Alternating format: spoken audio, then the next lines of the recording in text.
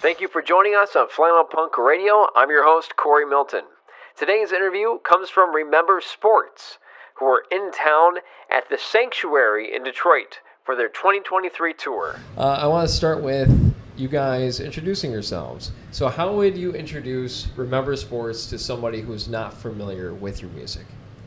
That's a good question.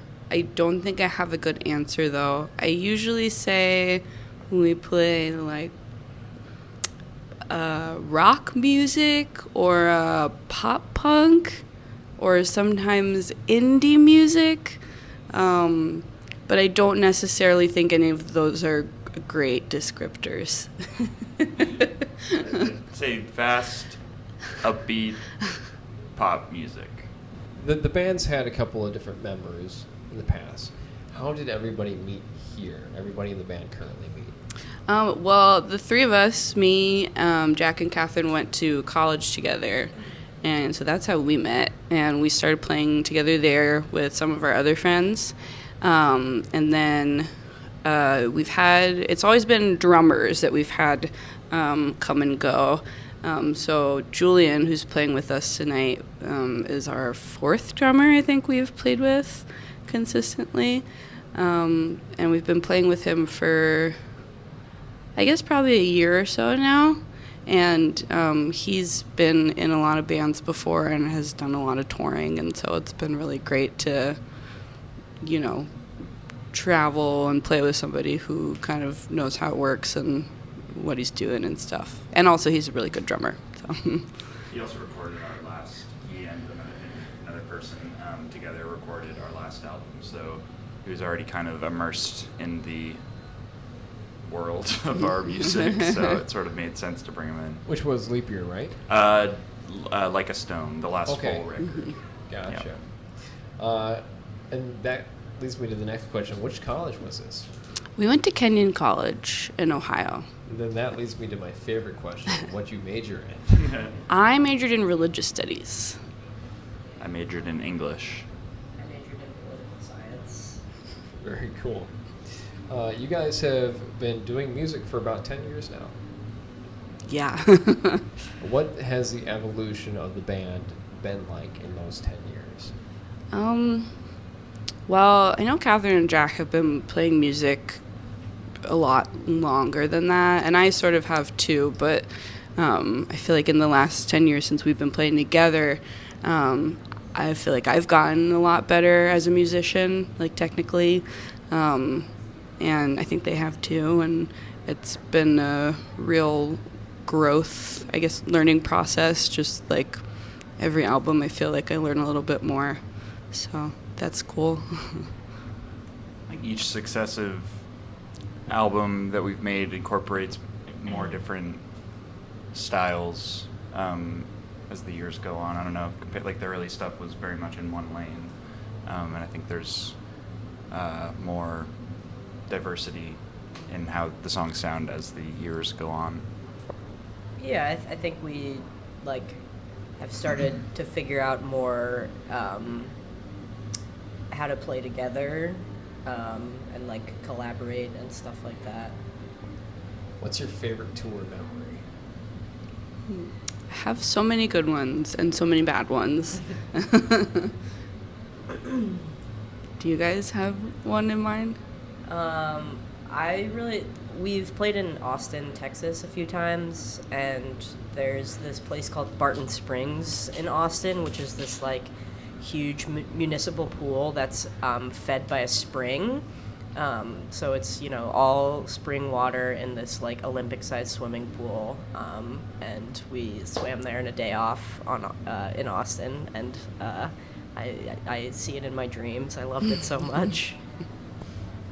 It's a good question, and I don't know, it's kind of hard to think of a specific one. Yeah.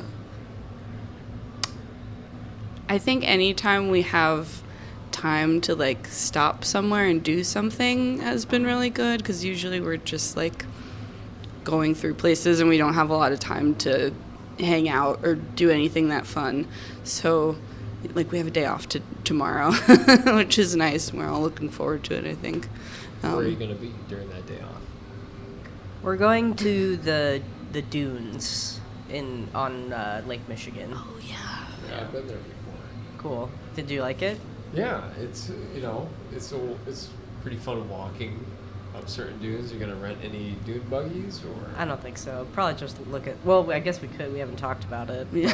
It's on the table, I suppose. Yeah. Bring extra socks. Okay. Okay.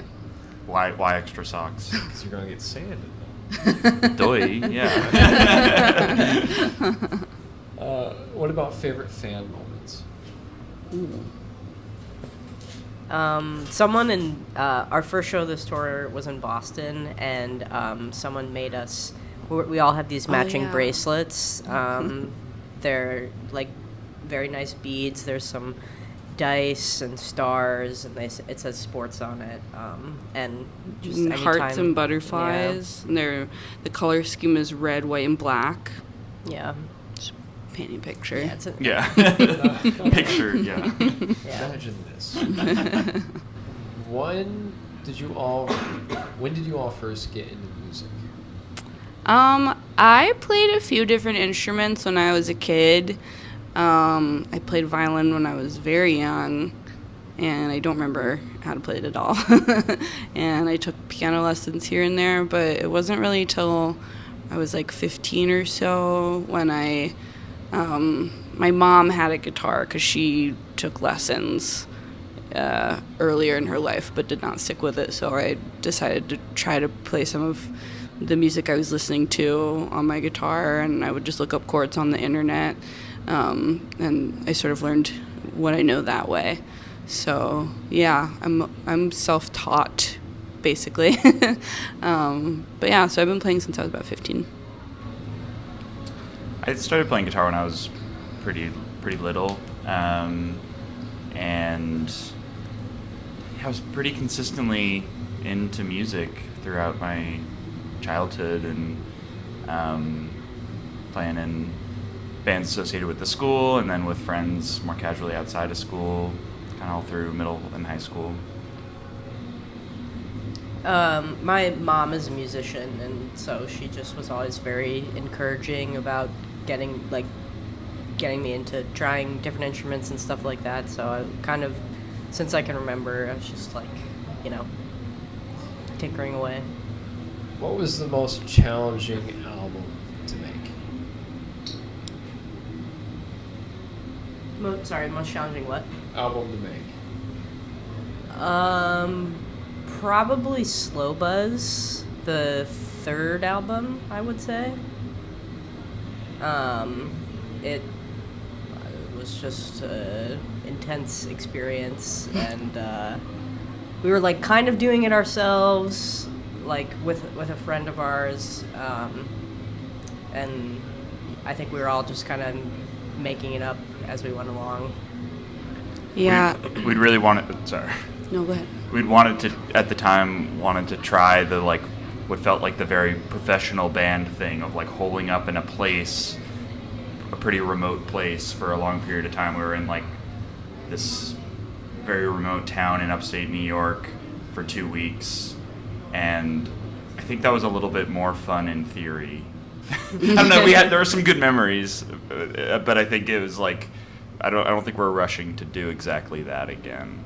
Yeah, it just was a lot. And also we put out 2 albums before that, and one of them we just made in college, and the other one we made right after we graduated college, and we didn't really intend for them to be, I guess, as widely listened to as they ended up being. So Slow Buzz was our first one where we sort of had an audience in mind, and I think that made me pretty nervous, and I wanted to try to make everything as perfect as I could get it, and I've since learned I don't think that's a really good way to go about making things. So it just it's a learning experience. It's a really special album, and we're proud of it. It just was hard.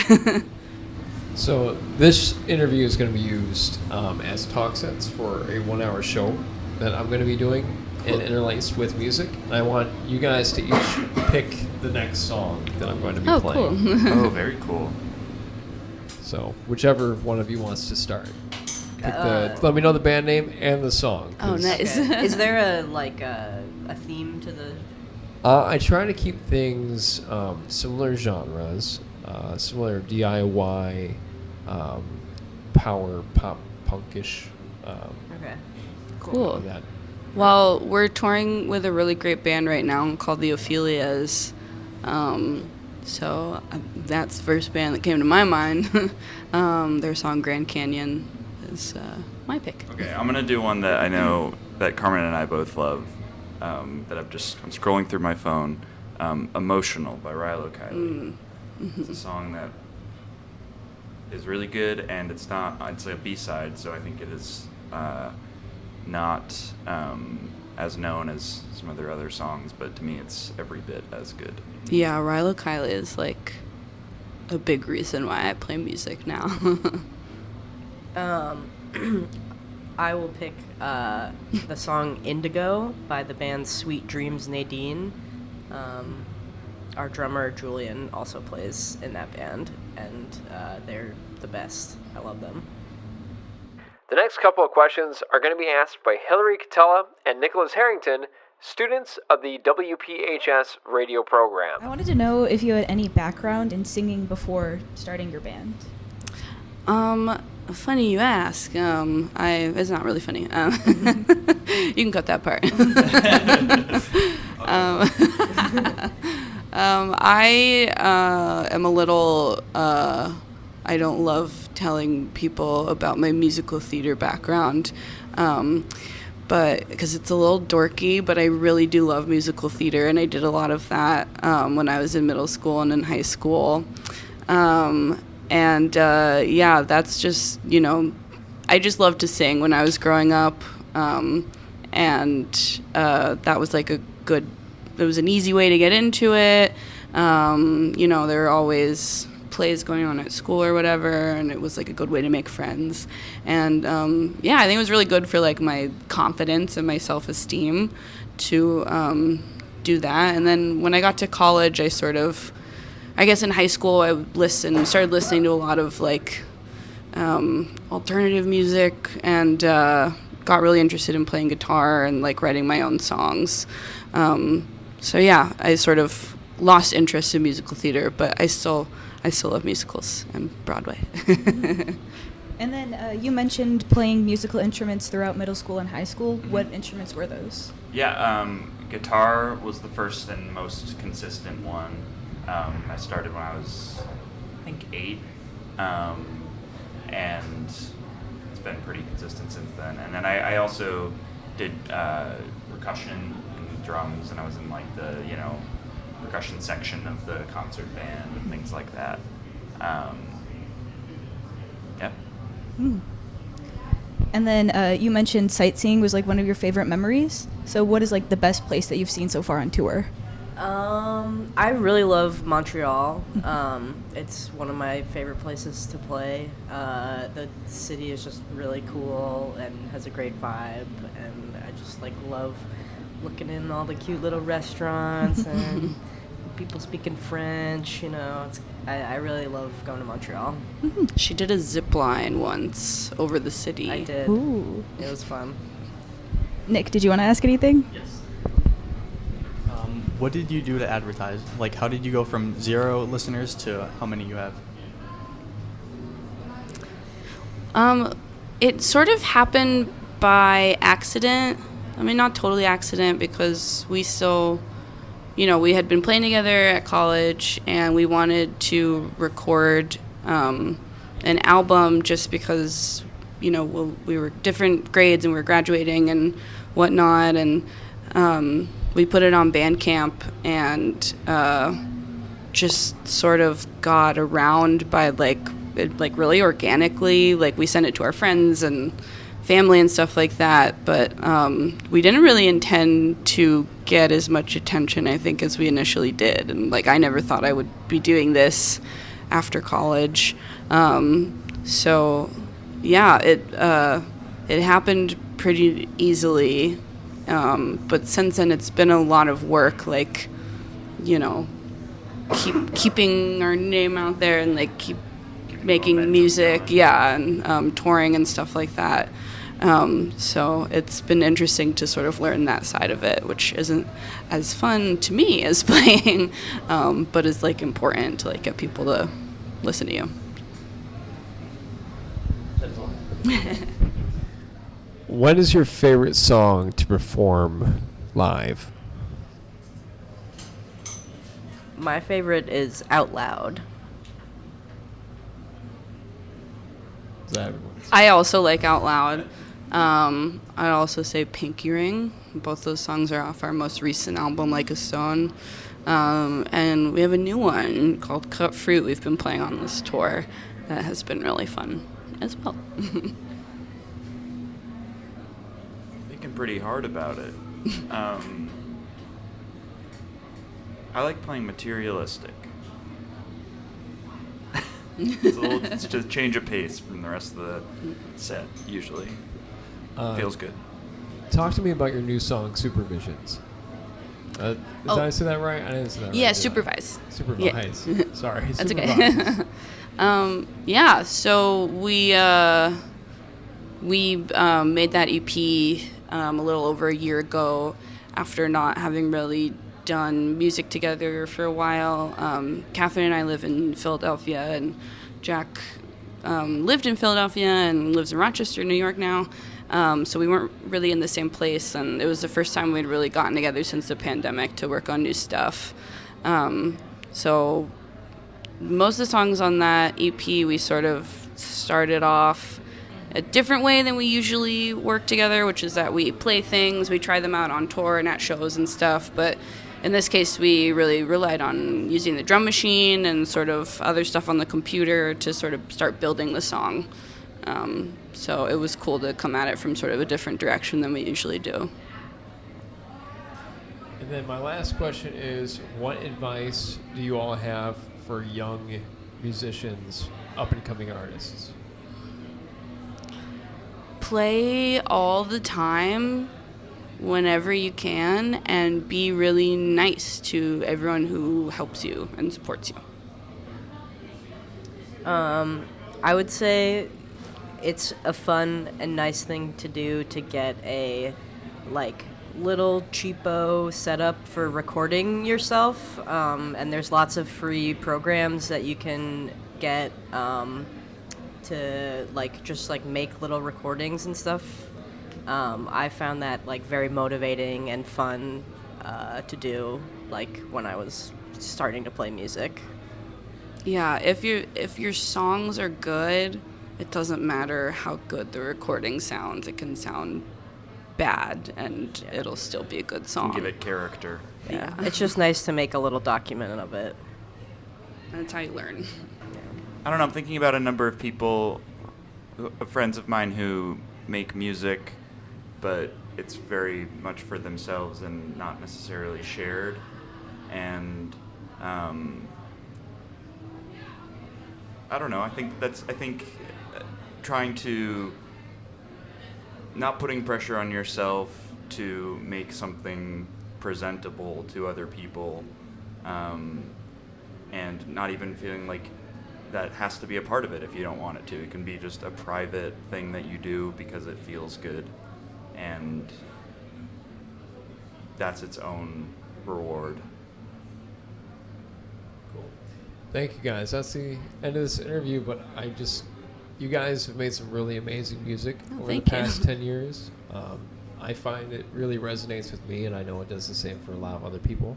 So just thank you guys for doing what you've been doing for the past 10 years. Thanks so much. That's Thank really you. nice. Yeah, I really appreciate that. Absolutely.